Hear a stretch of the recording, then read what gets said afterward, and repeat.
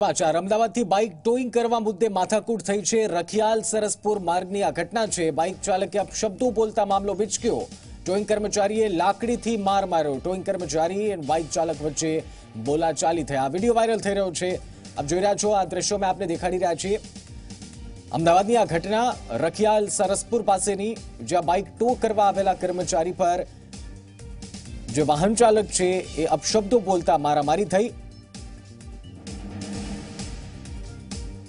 અને ત્યારબાદ લાકડી વડે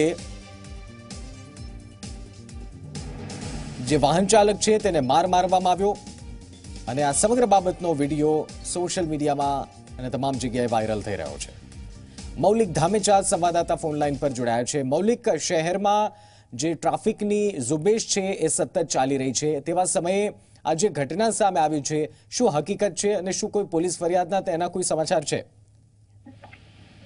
નિશ્ચિત બિલકુલ કહી શકાય, જે રીતે અત્યારે હાલ ટ્રાફિક પોલીસ સમગ્ર રાજ્યમાં જે રીતે ટ્રાફિક ડ્રાઈવ ચલાવી રહી છે અને જે હેલ્મેટ અને સીટ બેલ્ટ પહેરવાની બાબતે સખતમાં સખત કાર્યવાહી પણ કરી રહી છે, તેમાં આ ક્યાંક બેવડા ધોરણો નક્કી થતા હોય તેવું સ્પષ્ટપણે દેખાઈ રહ્યું છે। જે રીતે વિડીયોમાં દેખાઈ રહ્યું છે કે એક ટોઈંગ વાન એક બાઇક ટો કરવા આવે છે અને તે દરમિયાન જે વ્યક્તિ છે તે ટોઈંગના કર્મચારી સાથે ગાળાગાળી કરે છે અને તે દરમિયાન અશ્લીલ ભાષાનો પણ કેટલોક ઉપયોગ કરતા ત્યાં મામલો બીચકે છે। ત્યારે ત્યાંના એક એએસઆઈ છે તે તેમને સમજાવટ કરી અને ત્યાંથી લઈ જવા માટેની વાતચીત કરે છે, પરંતુ આ બાબતે ચોક્કસ કોઈ કાર્યવાહી કરવાની હોય તે કાર્યવાહી નથી કરવામાં આવી। પોલીસ સાથે રકઝકમાં ઉતરેલા વ્યક્તિ સામે પણ કોઈ કાર્યવાહી નથી કરવામાં આવી કે નથી કોઈ તેનું બાઇક ટો કરી જવામાં આવતું। માત્ર ને માત્ર ત્યાંથી ખસી જઈ અને મામલો શાંત પાડવાનો જે પ્રયત્ન છે તે પોલીસ કર્મી દ્વારા કરવામાં આવે છે।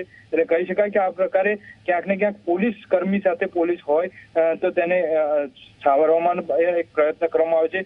જે રીતે બાઇક ઉપર પી લખેલો છે, એટલે કે પોલીસ હોય, પોલીસ વાળાનું કોઈ બાઇક હોય તેવું અત્યારે હાલ પ્રાથમિક તબક્કે માનવામાં આવ્યું છે અને તેને લઈને જ કોઈ ફરિયાદ કે કાર્યવાહી ના થઈ હોય તેવું પ્રાથમિક તબક્કે હાલ મનાઈ રહ્યું છે। બિલકુલ મૌલિક, ધન્યવાદ સમગ્ર જાણકારી માટે।